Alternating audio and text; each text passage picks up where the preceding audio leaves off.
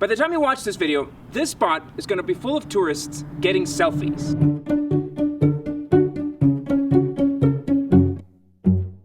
This is the town where the US built the first atomic bomb.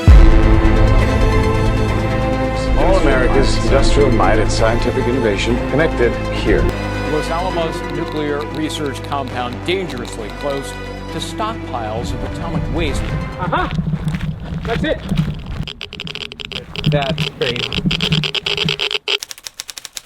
You know what we should do? We should go to Los Alamos. Do you know when the premiere is? Oh, Friday. Next Friday. I got it. We're going to Los Alamos in like 6 hours. Hello, Guardia. Thanks. So here's the deal. When the US government was working on the Manhattan Project, which is the ultra secret project to win World War II and building the atomic bomb, they built all these little towns, like all these secret towns around the US. Build them a town. Why would I leave my family? I told you, you can bring your family. One of them was actually covered by the guy from Half-Assed Interesting. They've got a Walmart, a Dollar General, an Aldi, a thermonuclear weapons development site. Or was it the Wendover guy? But the people who worked at Oak Ridge didn't really know what they were working on. You know, many of them had no idea. The real bomb building was happening here, Los Alamos, New Mexico. That building you see down there, that's part of the lab that Robert Oppenheimer himself established during World War II, the lab that built the first atomic bomb. So this town is a crucial part of history, but it's also the set of the blockbuster movie of the year. So probably for the next few months, it's gonna become a tourist destination. But we're not going to Los Alamos because of Chris Nolan or because I'm a bitch for pop culture. We're going because Los Alamos is like this very unique American town demographically. Also, it sits on top of over 2,000 deposits of radioactive material, which actually made me finally buy my first ever Geiger counter. I always wanted one, and now I got to expense it off the company. So check this out. Los Alamos has the highest concentration of millionaires anywhere in the US. Basically, everybody in this town is a scientist. And also, there's virtually no poverty. Much lower poverty levels than anywhere in New Mexico. And according to Wikipedia, not a single homeless person. This is what we do. We do these documentaries of how tech impacts cities and towns around the world. And when we did the Bay Area, a huge contrast. But both of these towns like sort of had a similar origin. Like there's military involved. That's what originally sparked the tech boom in Silicon Valley. And at the same time, they sort of strayed apart and became vastly different city stories. So this is Tech Nomad, Los Alamos. Los Alamos is about 100 miles north of Albuquerque. Wait, did I say Albuquerque? Yo, 148, 3 to the 3 to the 6 to the 9, representing the ABQ. What up, biatch? Now I got that out of my system, we can go on with the video. It's like, oh, I saw this in a movie. Ooh, look at me. So Los Alamos is about 100 miles north of Albuquerque, about 40 minutes from Santa Fe. It's one of many towns that the US established around the Manhattan Project. For most of these towns, the US had to exercise eminent domain. They had to take lands and they had to move people away. Los Alamos was a bit different. Like most of the land around Los Alamos was already federal land, but the one thing they had to remove and purchase was the Los Alamos Ranch School that existed there. A handful of farmers and a boys' ranch school were all that occupied the mesa. So that's a ranch school.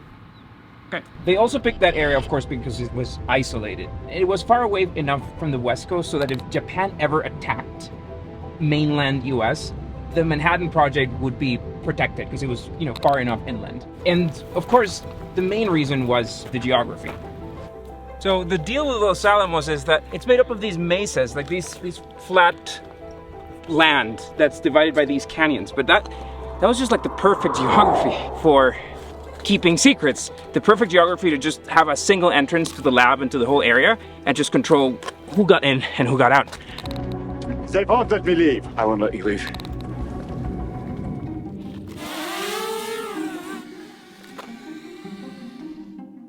When the town was established during the war, they took over the ranch school facilities and they started building additional houses. By 1943, it had 3,500 people living there, and they built schools and power infrastructure and sewage. But Oppenheimer seriously miscalculated how many scientists he was going to need to complete this task. By 1946, the war had ended, but 10,000 people lived in Los Alamos because the lab kept operating even after the war ended. We took a small drive around the laboratory. Like, there's a security checkpoint that you have to go through, but after that, it's like this enormous campus, a bunch of different buildings, and all the people that work there are like so young. Every single person we saw walking around the lab was younger than me, probably. I don't know, I have these idea of like these white hair scientists working there, but maybe that's just me thinking Hollywood. After it was taken by the government, everything here became around the lab, and it still is. Like, the lab is the main employer in Los Alamos. The thing is that in 1938, scientists had discovered the possibility, or they had tested that nuclear fission was possible, that you can split an atom and release a tremendous amount of energy by doing so. And immediately after this discovery, a race began.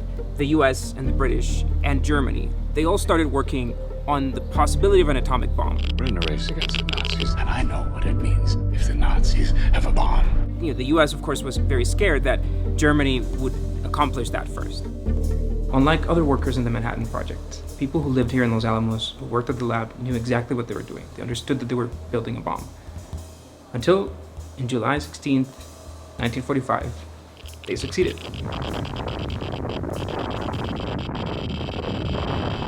Now I am become death, the destroyer of worlds.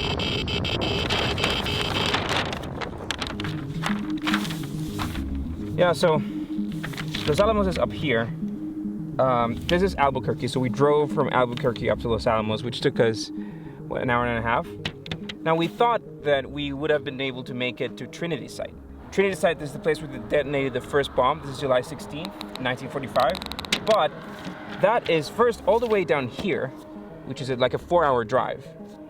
And then more importantly, it's inside this White Sands missile range, which is like literally like a military facility, no access to civilians. They only let people in twice a year. This year will be October 21st, and they have a thing on their website where they're expecting crowds because of the movie. So all you're gonna get from Trinity Site is our 3D map render.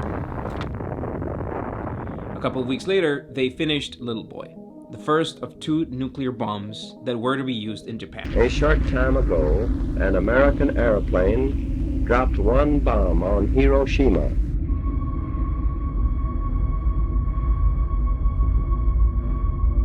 And destroyed its usefulness to the enemy.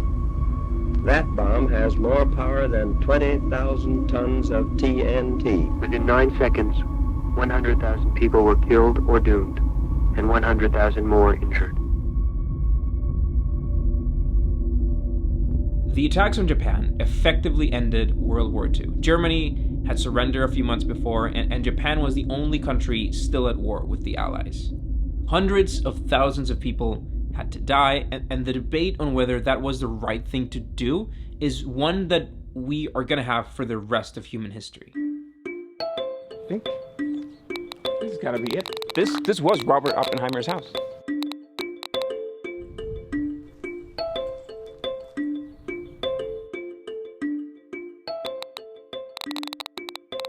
I don't know if this is a basement, like a regular basement, or like a nuclear fallout shelter. So it's owned by the Los Alamos Historical Society, part of the museum grounds, but the house itself, it's not open to the public. But after the war, Los Alamos kept operating. They kept experimenting with nuclear weapons. They helped develop fusion bombs during the Cold War. They're the more powerful and devastating version of fission bombs. Today, the lab does a bunch of non-war things. They helped develop a new type of ultrasound that's used to detect breast cancer, and they've worked on HIV vaccines. 12,752 people work at the lab, and the town population is 13,000 or so. Everybody here is a scientist. So obviously a lot of the lab workers commute from outside, but I mean, if everyone's a scientist, like, are they scientists?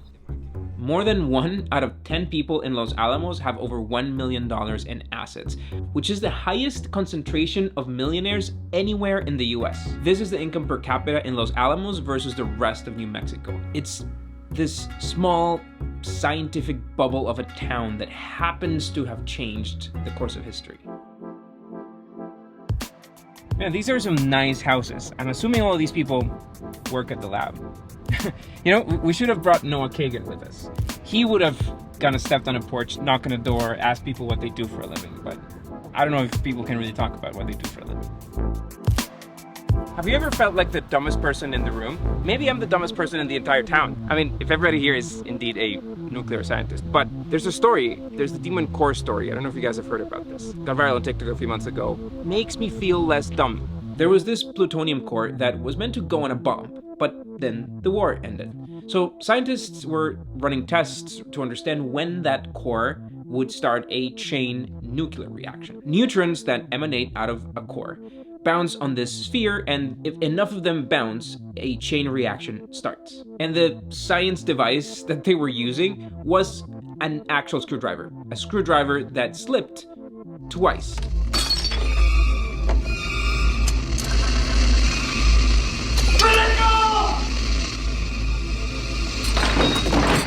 Two different incidents years apart. And both times, people in the room died from radiation poisoning in just a few days, and others died from cancer or other illnesses years later. And so the lab has earned a reputation. What started as a call about a theft turned into a full-on hazmat situation at Los Alamos National Laboratory. Danger is that there are 20 to 30,000 barrels, 55-gallon drums, containing plutonium-contaminated waste.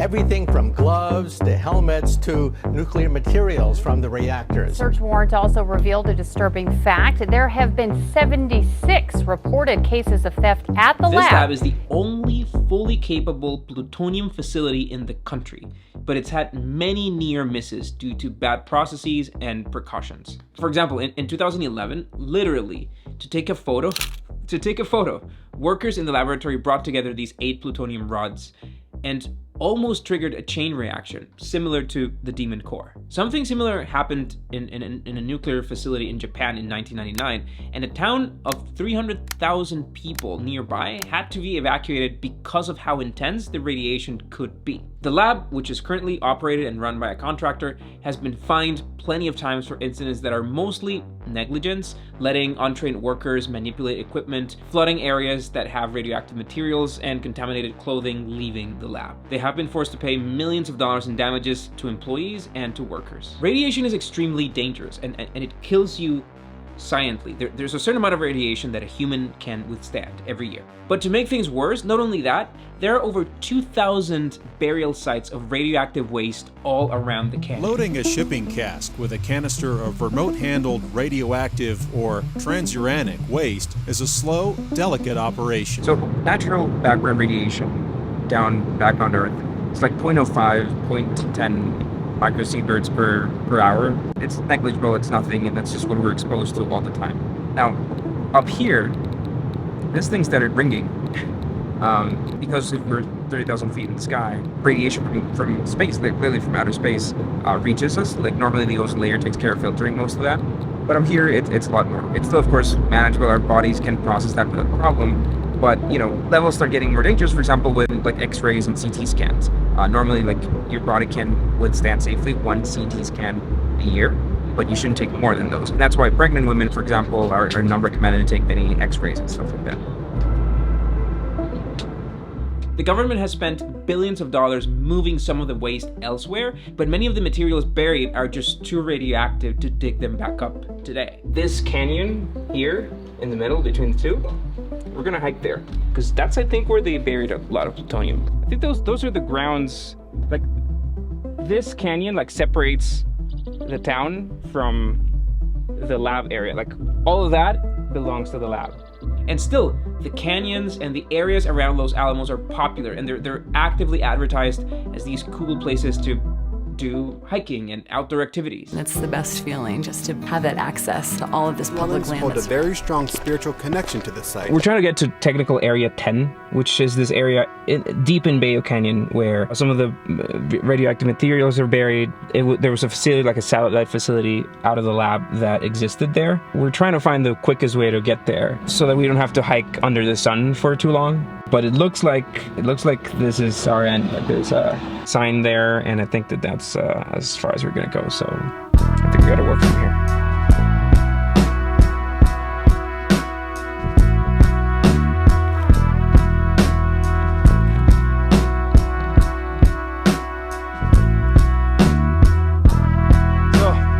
Hike a few miles to get here, but we're just in the deepest part of Bayo Canyon. This is where most of the radioactive material and a lot of the waste of the lab during the Manhattan Project and after that, this is where all of that was buried. Hopefully we can find one of the markers, radioactive markers, to show you. So far, my Geiger counter has kept track of all the radiation through the entire hike. So far, nothing. YouTube people, can you figure out what this sign says? I can't get it.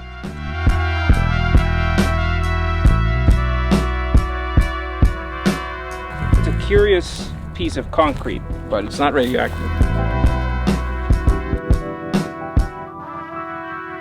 That's it. I'm done. That's it. Oh, man, I thought we were not gonna find them.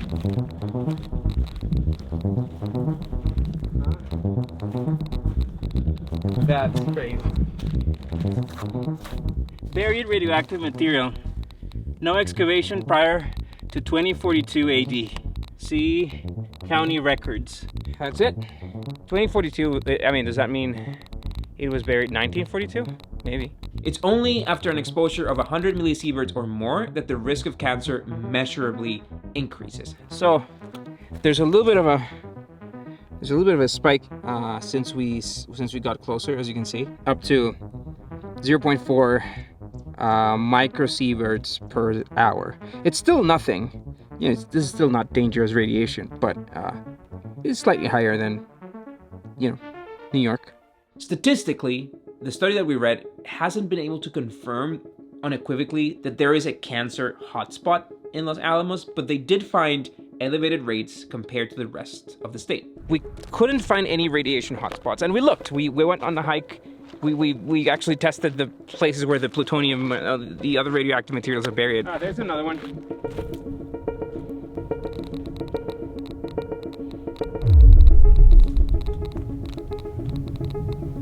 Just a lizard. And we couldn't find any hotspots. Now, that doesn't mean there isn't something in Los Alamos, even though like the most recent studies haven't been able to get enough statistically relevant data to prove it. The radioactive waste is not leaking out. There's a danger of it leaking out, for example, if this forest burns out, and you know they have to deal with wildfires here in Los Alamos a lot because of how dry it is. Where this radioactive waste is stored, is surrounded by asphalt, it's surrounded by rock. There's significant fire breaks between it and any vegetation. At the same time, they have what's called foam sprayers all ready to go to put over the top of any of these locations if, for example, somehow a flame was to jump a significant distance and somehow catch a plastic barrel on fire. This is what's left of TA-10. Technical Area 10, which was the satellite location that the Los Alamos Laboratory established here deep in the Bayo Canyon. Probably those structures are part of that. You had a whole small campus here. Some explosion tests happened. A couple of other YouTubers have found like pieces of shrapnel. There's just tons and tons. Just from the ones we could see from the road. I wonder what these scientists do on a Friday night. Okay, that Bros Brew Pub, it's like the only place open. I mean, probably everybody in there is a scientist. Oh, there's like some stand-up comedy going on.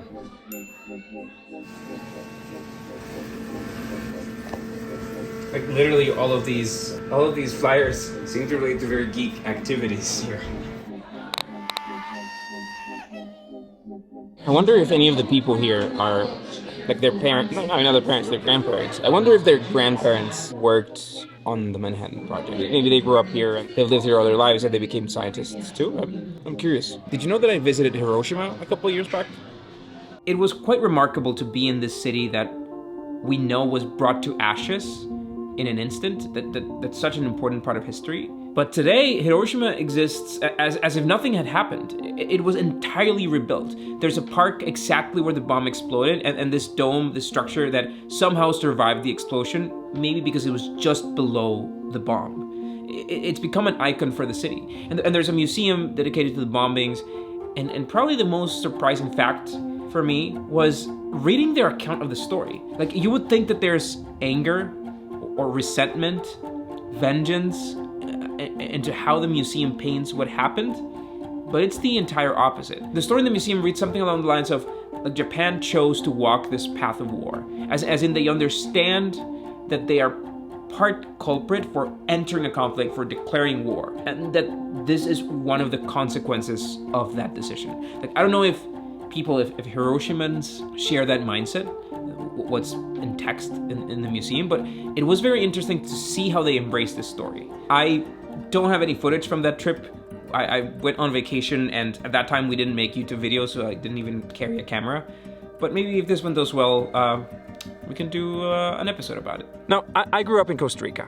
Our proudest achievement as a nation is that we abolished the army. There's no standing army in Costa Rica. So war is just this very foreign concept for me and for all Costa Ricans. So I wonder what the people who worked here, who worked in the Manhattan Project, think about the work that they did. A lot of friends that got killed during the war. The work of the Nazis, to me, this bomb ended the war. When there's a war, they talk about innocent civilians. There are no innocent civilians.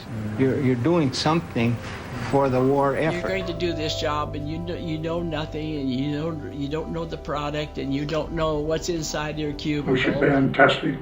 The world is less safe with nuclear weapons. Science has profoundly altered the conditions of man's life. No one can predict what vast new continents of knowledge the future of science will discover. For Oppenheimer, maybe the way he learned to cope with it, the way he learned to deal with it, was thinking of it as an inevitable thing.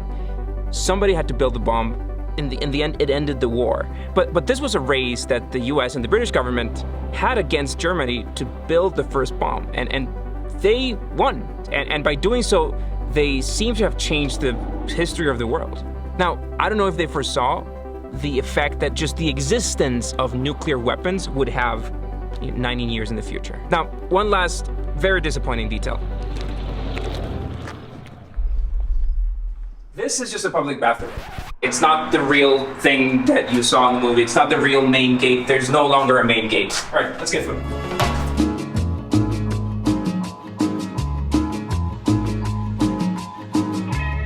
This Breaking Bad shot matching is probably the funniest part of making this video. I know the video was not supposed to be about Breaking Bad. I couldn't help myself. Like, I don't think I'll ever have to stop by Albuquerque again. Like, it's not on route to anything for me. So I hope you enjoyed that part.